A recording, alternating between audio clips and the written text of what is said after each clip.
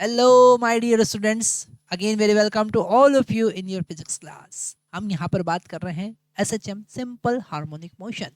And in this simple harmonic motion, the best example is simple pendulum. And why it is called simple pendulum?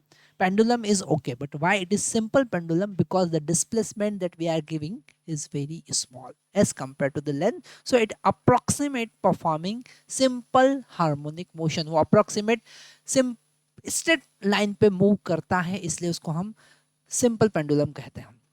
और उसका analysis जो है वो पूरा हम करते हैं एसएचएम के कॉन्सेप्ट से।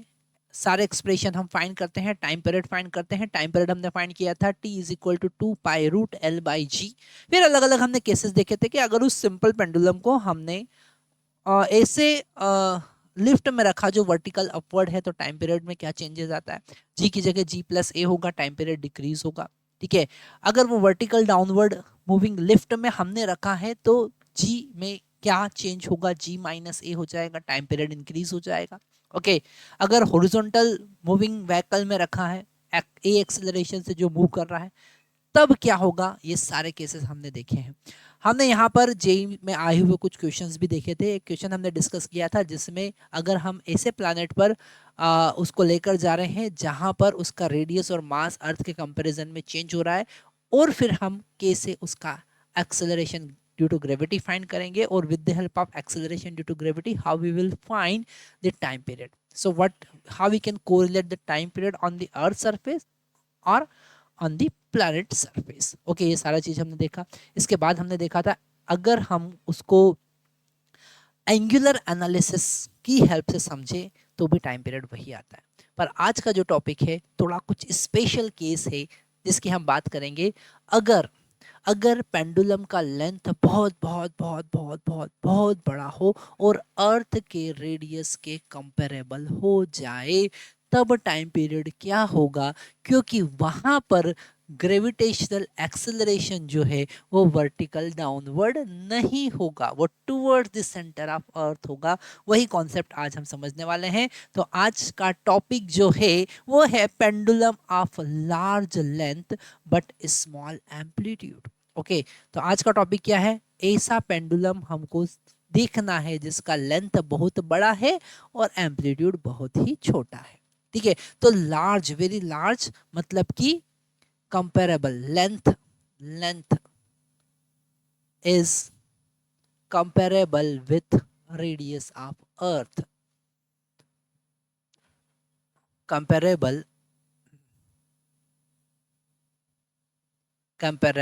with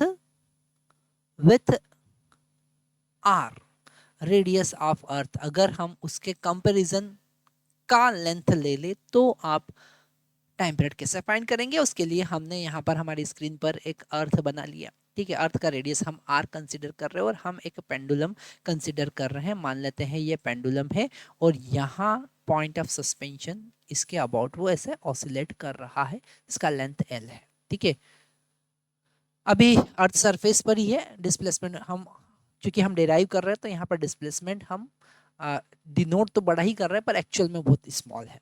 ठीक है, फिर इसका टाइम पीरियड फाइंड करने के लिए, चूंकि ये ऑसिलेट कर रहा है, टाइम पीरियड फाइंड करने के लिए हम कुछ कंस्ट्रक्शन यहाँ पर देख रहे हैं। हम यहाँ पर एक लाइन ड्रॉ कर रहे हैं जो पॉइंट ऑफ सस्पेंशन और सेंटर को मिला रहा है। हम यहाँ पर एक परपेंडिकुलर ड्रॉ कर रहे हैं और एक सेंटर और उस पॉइंट को मिलाने, बॉब को मिलाने वाले लाइन ड्रॉ कर रहे हैं। तो ये हमने यहाँ पर कंस्ट्रक्शन किया, इसका टाइम पीरियड हमको फाइंड करना है। ठीक है, हम ऐसा पेंडुलम देख रहे हैं, ये पेंडुलम ऐसे ऑसिलेट कर रहा है पर बहुत बड़ा है, अर्थ के रेडियस के कंपेरेबल है। ओके, तो यहाँ पर अगर हम ग्रेविटेशनल फोर्स की बात करेंगे, ठीक है, अगर हम ग्रेविटेशनल फोर्स की बात करेंगे तो ग्रेविटेशनल फोर्स हमने जो छोटा पेंडुलम देखा था उसमें ग्रेविटेशनल फोर्स वर्टिकली डाउनवर्ड था, पर यहाँ पर gravitational force toward the centre of earth होगा, that is the centre of earth, और ये mg toward the centre of earth होगा। और टेंशन हमको पता है, ये टेंशन है t। अच्छा, यहाँ पर कुछ एंगल हम कंसिडर करते हैं। मान लेते हैं ये एंगल है थीटा और ये ऊपर वाला एंगल है फाई, ताकि हम समझ सके अच्छे से। ठीक है, अब अगर हम mg को दो पार्ट में डिवाइड करें, एक पार्ट जो होगा वो इस पेंडुलम को रीस्टोरिंग फोर्स प्रोवाइड करेगा, और ऐसे ही टेंशन का भी एक पार्ट होगा जो पेंडुलम को रीस्टोरिंग फोर्स प्रोवाइड करेगा। तो यहाँ पर दो कंपोनेंट हमारे पास बनेंगे, और वो दो कंपोनेंट क्या होंगे, एक होगा mg का, तो हम लिखेंगे mg, मैं यहाँ लिख देता हूँ, एक कंपोनेंट होगा mg, okay, sine mg sine theta, और एक कंपोनेंट होगा t साइन, ओके। ये जो फोर्स है ये उसको रिस्टोरिंग फोर्स प्रोवाइड करेगा। तो नेट फोर्स जो लगने वाला है वो कौन सा होगा, वो होगा minus mg sine theta plus t sine phi, ठीक है। इससे रिलेटेड माइंड में क्वेश्चन आ सकते हैं कि सर पहली बात नेगेटिव क्यों लिया। नेगेटिव इसलिए लिया क्योंकि जो हमारा डिस्प्लेसमेंट है उसके अपोजिट डायरेक्शन में फोर्स लग रहा है। दूसरा यहाँ पर जो दूसरे कंपोनेंट होंगे उनका क्या, तो उनको हम बैलेंस कर देंगे क्योंकि उस डायरेक्शन में वो मूव नहीं कर रहा है। तो यहाँ पर y कंपोनेंट जो होगा, इसको हम y कंपोनेंट कहते हैं, तो एक वर्टिकली डाउनवर्ड होगा mg cos phi, vertical downward नहीं होगा, मतलब कि इस लेंथ के परपेंडिकुलर होगा, है ना, क्योंकि वर्टिकल तो यहाँ पर हम मान ही नहीं रहे हैं।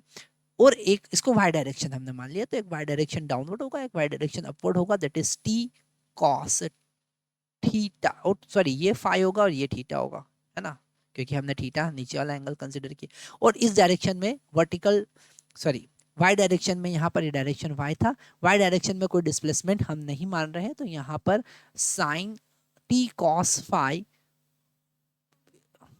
माइनस, तो ये इक्वल हो जाएगा, तो हम इक्वल लिख देते हैं, ओ हम यहाँ पर इक्वल लिख देते हैं, ठीक है। तो it will be equal to mg cos, ठीक है। अब अगर हम if this phi and theta are very small, अगर बहुत ही छोटे हैं, जो कि हमने यहाँ पहले ही लिखा है कि एम्पलीट्यूड बहुत छोटा है तो एंगल भी बहुत छोटे छोटे होंगे, बहुत छोटा है। तो यहाँ पर अगर हम स्मॉल के लिए क्या करेंगे, cos phi will become 1 and cos theta also become 1, यहाँ पर इसे थीटा लिखना पड़ेगा, ठीक है। तो हमको यहाँ से एक्सप्रेशन मिलेगा t equal to M G, कितना मिलेगा, t equal to M G, ठीक है। तो हम यहाँ पर t equal to M G put करेंगे, और यहाँ पर अप्रोक्सीमेट इनका अगर हम यहाँ पर देखें कि अगर ये दोनों छोटे छोटे हैं तो आप साइन फाई को अप्रोक्सीमेट फाई लिख सकते हैं, और साइन थीटा को अप्रोक्सीमेट थीटा लिख सकते हैं, ये हमको पता है। तो यहाँ पर नेट फोर्स मतलब mass into acceleration is equal to minus M G sine phi को, साइन थीटा को हमने थीटा लिखा, प्लस टी को भी हम mg लिख सकते हैं क्योंकि हम वो डिराइव कर चुके हैं। यहाँ पर T equal to M G, approximate tension का वैल्यू वेट के बराबर होगा, तो T equal to M G into phi, okay. तो यहाँ से हम जी हम कॉमन ले सकते हैं, तो हमको मिला M A equal to minus M G into theta plus phi, okay. M से एम कैंसिल कर सकते हैं, ओके। अच्छा यहाँ पर अब थीटा का वैल्यू क्या होगा, यहाँ पर थीटा का वैल्यू क्या होगा, अगर हम थीटा की बात करें तो थीटा को हम लिख सकते हैं arc X divided by hypotenuse या रेडियस आर, ओके। तो यहाँ पर ये है आर्क और ये है radius R. Same is it is अगर हम फाई की बात करें, जो ऊपर वाला एंगल है उसको एक्स बाई एल लिख सकते हैं, ठीक है, क्योंकि ये है एक्स और यहाँ पर है एल, ठीक है, इस ट्राइंगल में। तो यहाँ पर वैल्यू पुट करेंगे तो a equal to minus G in the bracket X by R plus X by L हमको मिला, और अब हम यहाँ से x कॉमन लेंगे और हमारी कंडीशन को सेटिस्फाई करवा देंगे, जो कि SHM की कंडीशन होती है। तो 1 बाय एल या 1 by are plus 1 by L into X, ये बाकी सारी चीजें कांस्टेंट है। यहाँ से acceleration is directly proportional to X आया, मतलब ये SHM परफॉर्म करेगा, हम लिख सकते हैं डायरेक्टली। और यहाँ ये जो आगे का कोफिशिएंट है ये ओमेगा स्क्वायर हो गया, हमको पता है ये ओमेगा स्क्वायर होता है, ठीक है। तो ये आगे आगे का जो पोर्शन है ये क्या हो गया, ओमेगा स्क्वायर, और ओमेगा स्क्वायर होगा तो टाइम पीरियड निकाल सकते हैं, ठीक है। उसे हम यहाँ पर लिख लेते हैं, यहाँ नीचे भी लिख सकते हैं वैसे, तो हम नीचे लिख देते हैं।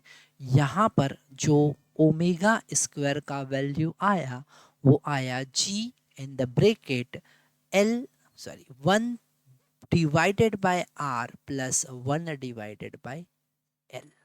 और यहां से टाइम पीरियड आ जाएगा T equal to 2 pi root 1 divided by g 1 by are plus 1 by l, ये टाइम पीरियड होगा।